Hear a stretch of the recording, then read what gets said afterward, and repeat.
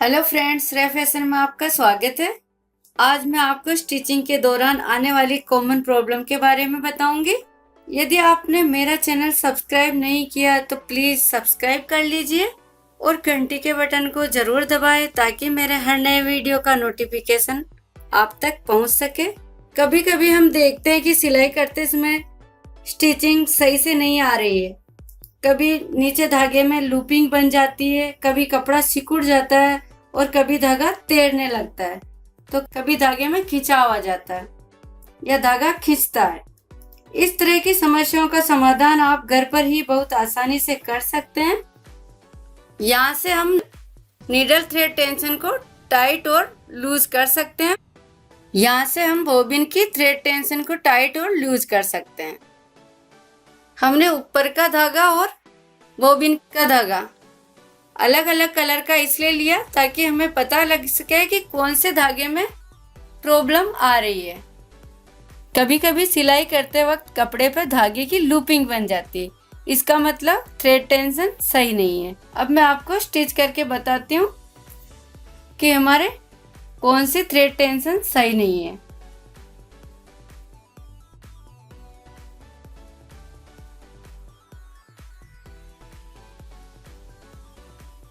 ये देखिए, सीधी तरफ से हम देखते हैं तो स्टिचिंग ठीक लग रही है, लेकिन उल्टी तरफ देखते हैं तो देखिए लूपिंग बन रही है। ये ब्लैक वाले धागे की लूपिंग बन रही है जो हमने ऊपर निडल थ्रेड में लगा रखा है, उस धागे से लूपिंग बनी है। मतलब हमारा ऊपर वाला धागा थ्रेड टेंशन लूज है, इसलिए इस तरह की समस्या आई है। और अगर हम इसको खींच के देखते हैं तो ये देखिए, ये स्टिच बहुत जल्दी निकल जाती है। ये देखिए, इस तरह से ये स्टिच निकल जाती है, मतलब ये स्टिच खराब है। ये देखिए, पूरी सिलाई इस तरह से निकल गई है। इसका मतलब हमारे ऊपर वाली थ्रेड टेंशन सही नहीं थी। आप ऊपर वाली थ्रेड टेंशन 3 से 5 के बीच में रख सकते हैं। अब मैं आपको दूसरी समस्या के बारे में बताऊंगी।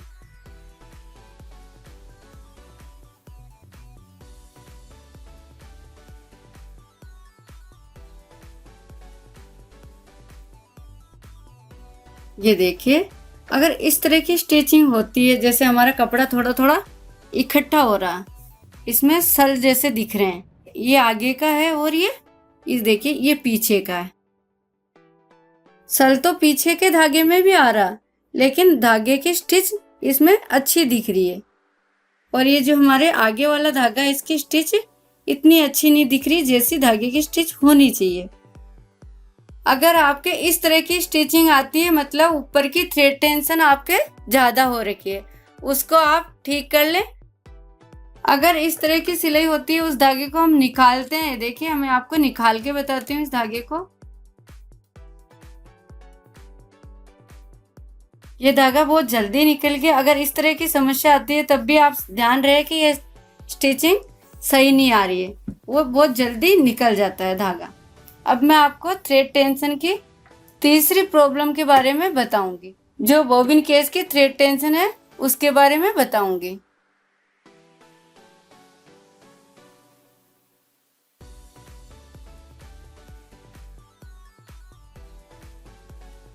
ये देखिए, सीधी साइड स्टिच इस तरह की आई है। देखिए, स्टिच जैसी आनी चाहिए वैसी नहीं है, और ये दाने दाने जैसी, इसको छूने पे बिल्कुल ऐसे दाने दाने जैसी फीलिंग आ रही है। और पीछे मैं आपको बताती हूँ, ये देखिए पीछे ये लूप बन गई है। लूप तो हमारे पहले बताई मैंने, उसमें भी बनी, लेकिन वो ऊपर वाले थ्रेड टेंशन की वजह से बनी है, और ये बॉबिन वाले धागे की बनी है। बॉबिन वाला धागा थ्रेड टेंशन ज्यादा लूज होने के कारण से इस तरह की समस्या आती है। वो जरूरत से ज्यादा धागा सप्लाई कर रहा है, इस वजह से इसमें लूपिंग बनी है। ये देखिए, इसको हम जैसे पकड़ के खींचेंगे, ये धागा भी इसी तरह से निकल जाएगा। ये देखिए, अगर आपके इस तरह की समस्या आती है तो आप बॉबिन वाले थ्रेड टेंशन को ठीक कर लें, और इसको आप खींच करके चेक कर सकते हो अपने हाथ से। इसे ऐसे महसूस कर सकते हो कि बहुत ही लूज आ रहा है। देखिए, इस वजह से हमारे इस तरह की समस्या आई है। आप इसको थोड़ा टाइट कर लीजिए। क्लॉकवाइज डायरेक्शन में हमें इसे घुमाना है, ये देखिए इस तरह से। अब आप खींच कर चेक कर सकते हैं, अभी भी ये थोड़ा लूज है, आप और इसको घुमा लीजिए। अब आप चेक कर लीजिए, अभी ये ठीक है, अब ये सही है। थोड़ा टाइट होना चाहिए, बहुत ज़्यादा टाइट भी नहीं रखे और बहुत ज़्यादा लूज भी नहीं रखे। आप इस तरह से करोगे आपको आइडिया लग जाएगा, आप स्टिचिंग करके देखोगे आपको आइडिया लग जाएगा। ये अभी सही है।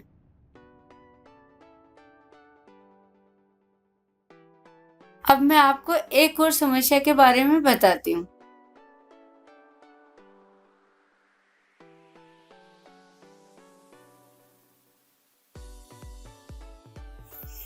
ये देखिए इस तरह की स्टिचिंग आई है। ये ऊपर छूने से थोड़े से इसमें दाने जैसे महसूस होती है स्टिचिंग पे, और थोड़ा कपड़े में भी खिंचाव आ गया। और उल्टी तरफ मैं आपको दिखाती हूँ, ये देखिए इसमें उल्टी तरफ लूप बन गया है। ये हमारे क्यों बना है वो मैं आपको बताती हूँ। पहले मैंने बताया उसमें भी लूप तो बना है, लेकिन इसमें बहुत ज़्यादा लूपिंग बन गई है। इसमें बहुत ज़्यादा लूपिंग क्यों बन गई है वो मैं आपको बताती हूँ।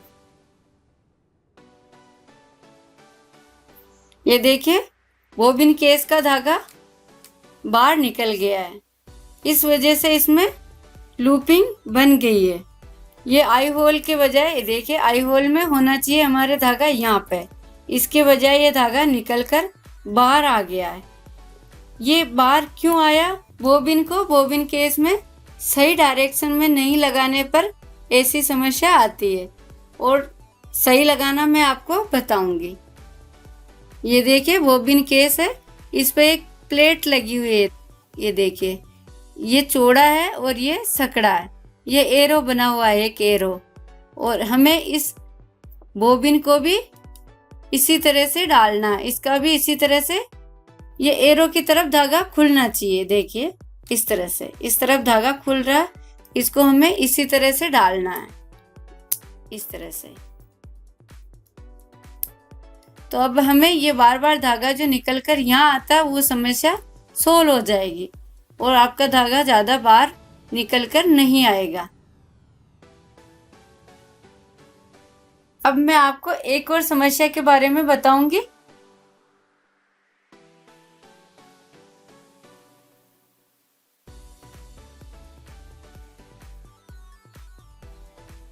ये देखिए इसमें एक तो कपड़ा इकट्ठा हो गया,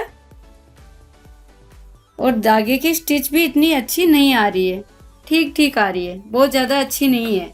और पीछे इस तरह से है, देखिए मतलब हमारे इसमें बोबिन वाला धागा टाइट आ रहा है। ये देखिए ये जो येलो कलर का धागा है वो हमने बोबिन में लगा रखा है, ये इसमें टाइट आ रहा है, ये खींच रहा है, तो मतलब हमारे बोबिन की प्रॉब्लम है।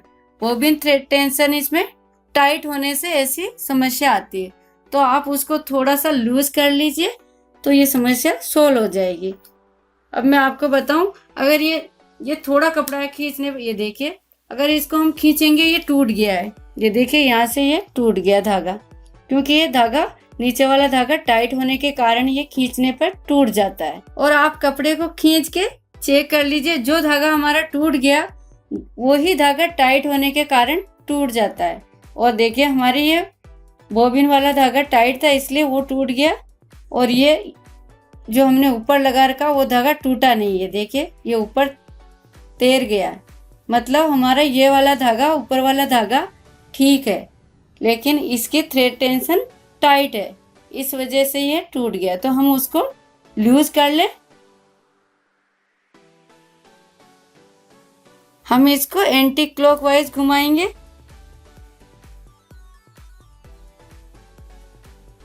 अब हम खींच के चेक कर लें कि ये कितना लूज हुआ है।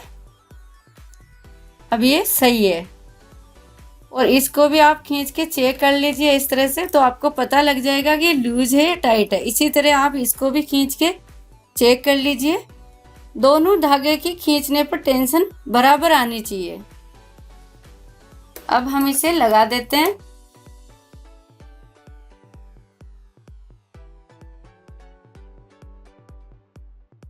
हमने नीडल थ्रेड टेंशन और बोबिन थ्रेड टेंशन दोनों को हमने बराबर कर लिया, जितनी हमें चाहिए वैसे हमने कर दिए। अब मैं आपको स्टिच करके बताती हूँ कि हमारी स्टिच कैसी आती है।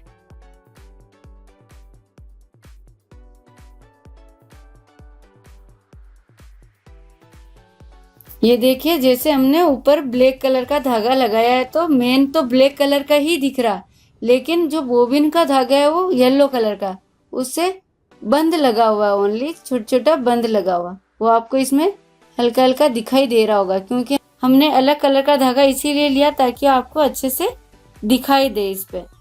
अब मैं आपको पीछे भी दिखाती हूँ। जैसे हमारे ये नीचे का थ्रेड है येलो कलर का है, ये आपको ज़्यादा दिखाई देगा, और ऊपर का जो हमने ब्लैक कलर का थ्रेड लिया उसमें हल्का हल्का वो दिखाई देगा, क्योंकि वो हल्का सा बंद लग के गया है धागा, इसलिए वो थोड़ा ही दिखाई देगा। मेन तो आपको येलो कलर की थ्रेड ज़्यादा दिखाई देगी। यही सही स्टिच होती है।